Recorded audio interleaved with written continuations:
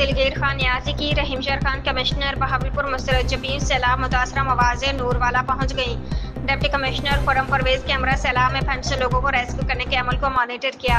तहसील लियाकतपुर के 2 मवाज़ात के मुताबिक देहात में सैलाबी पानी दाखिल हो गया। दिगर अजला से इजाफी इमदादी मशीनरी और रेस्क्यू एहलकार लियाकतपुर तलब किए गए हैं। दरिया सिंध में 7,81,986 क्यूसिक का सैलाबी रेला गुजर रहा है। सैलाब में घिरे अफराद को महफूज मकामात पर मुंतकिल करना तरजीह है।